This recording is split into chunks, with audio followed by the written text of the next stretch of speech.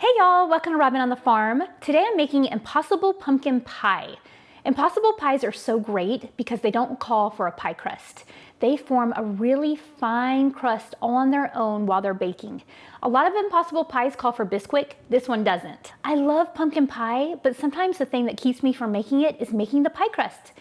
It's just a little bit more effort than I want to put in sometimes. So this is a great crustless pumpkin pie, Impossible Pumpkin Pie, so easy. You throw everything into your mixing bowl. You can use a mixer if you want, or you don't even have to. But I'm gonna throw everything into my mixer bowl, throw it into a pie pan, throw it into the oven, and it will be ready. Fantastic with vanilla ice cream, whipped cream, Cool Whip, anything you want to serve it with. This is a really great recipe for this time of year. And if you're looking for really easy dishes for your Thanksgiving dinner, this one is really good, especially if you're trying to eat a little bit healthier. This one doesn't have the pie crust. So I'm just gonna get started. It's so easy. I'm excited for you to try this recipe. I'm gonna start with 3 tablespoons of melted butter. Just gonna throw these right into my KitchenAid mixer. Like I said, you don't have to use a mixer if you don't want to. You can just put it all in a big bowl and mix it up by hand. Next, we want 2 large eggs. So I'm just gonna put 2 large eggs right on in there. I just cracked them up so I wouldn't have to wash my hands. But 2 eggs right into your bowl. Next is our pumpkin puree, 100% pumpkin puree. No need for the pumpkin pie filling. We're gonna add a bunch of spices to give it lots of flavor. 1 15-ounce can of your pumpkin puree. This is the Libby's brand, but you can get away with using the store brand just fine. I usually do that. I just have a ton of these right now because I got a really good deal on them last year after the season. So be looking for good deals after Thanksgiving and Christmas. Our next ingredient is evaporated milk. I'm gonna use a 12-ounce can of evaporated milk. You can also use 12 ounces of heavy cream if you have that, but I'm gonna use this evaporated milk, a whole can. Just pour that right on in there with your other ingredients. Evaporated milk is milk where 60% of the water has been evaporated out of it. That's why it's called that. And it just makes your baked goods creamier than using regular milk. So it's good stuff. And it's great for your food storage. I store a lot of this in my food storage in my prepper pantry. Next, I'm gonna use some vanilla extract. I'm gonna use a whole tablespoon of vanilla extract. You can get away with a little bit less if you don't wanna use a whole tablespoon, but it gives it really good flavor. So 1 tablespoon vanilla extract. Next, we want some sugar. I'm gonna use 3/4 of a cup of white sugar.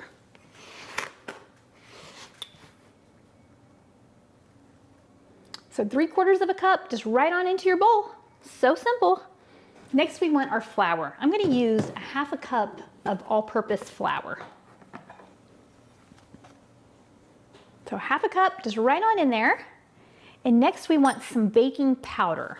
I'm gonna use 3/4 of a teaspoon of baking powder.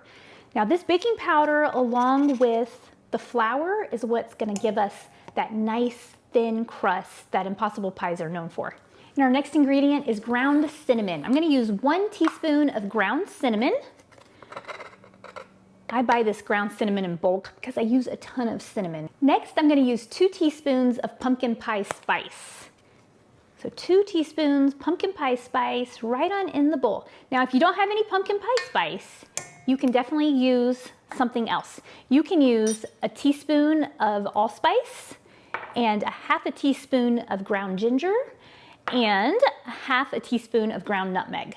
So that is exactly the same as using pumpkin pie spice because all this is a combination of these 3 spices. It's just a little bit more convenient. And those are all of our ingredients already. So easy to make this Impossible Pumpkin Pie. I'm gonna just throw this into my mixer real quick. And I'm gonna turn it on speed 2 and let it mix up just for a minute. And while the KitchenAid is mixing up our ingredients just for a minute, I'm gonna grab my pie pan. This is my awesome little cast iron pie pan. It's a 9-inch. You can use any pie pan that you want, but I love cast iron. This bakes things so evenly. It doesn't have any of the chemicals or anything to get into our food. And just look how cool it is. Probably my favorite thing about cast iron is how rustic it is. I love the rustic look. I think this is cool. You can make some really beautiful pies in this. But this is gonna work great for our really simple Impossible Pumpkin Pie. I oiled up the inside really well. I always pour in some oil, rub it around with a paper towel, or brush it around so that none of the ingredients stick. That'll help a lot. Okay, let me turn this off. It really only needs to mix up for a minute. This probably went a little bit too long, but it's fine. It is very, very forgiving. For this recipe, you can use your whisk attachment or you can use this paddle. Both of these work great. Now I'm just gonna get this out and I'm just gonna pour these ingredients right into my pie pan.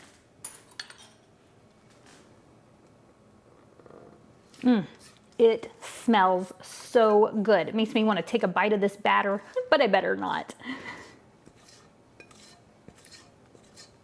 All the ingredients got mixed up really well. The KitchenAid did a good job. Now this has only taken a few minutes to mix up. If you weren't filming like I am, you could just throw all this together and have it ready to go in the oven in less than 5 minutes. Make sure you preheat your oven before you get started so you're not waiting on your oven. You want this to bake at 350 degrees for 50 to 55 minutes. So I'm gonna throw this in there and we will take a look at it when it's done. I just got our Impossible Pumpkin Pie out of the oven. It baked for 52 minutes. It looks fantastic. Now you can do the toothpick test to make sure it's done, or you kind of go like this and it's a little bit springy. Do you see that? I can tell that it's totally done and it springs back after I punch down on it. So I know it's done. I'm gonna let this cool off for a little bit and then I'm gonna cut into it and try it out. I just cut into our Crustless Impossible Pumpkin Pie. Look at that, doesn't that look good? Now you can see right around the edge, it forms a very fine layer of crust. And really it's just enough to get it out of the pie pan. I couldn't wait any longer, so I already tried it. It's really good. This is some of my favorite dessert. I just love pumpkin. This is a great make-ahead recipe. If you want to have this as part of your Thanksgiving, make it the day before. Then you don't have to worry about it the day of Thanksgiving, because it's great if you just make it and store it in your fridge until you're ready to eat it. Just pull it out right in time to eat it. Make some good whipped cream for the top, or have it with some vanilla ice cream or some Cool Whip, and you will have a fantastic dessert. Now on Thanksgiving, when you're eating all that turkey and the mashed potatoes and the sweet potato souffle and the all of that, you really don't need a crust for your pumpkin pie. I think this is plenty. It's kind of a nice light dessert that you can eat several hours later. So I'm pleased with this. Like I said, it tastes really good. I've already been eating it. I'm about to eat some more of it.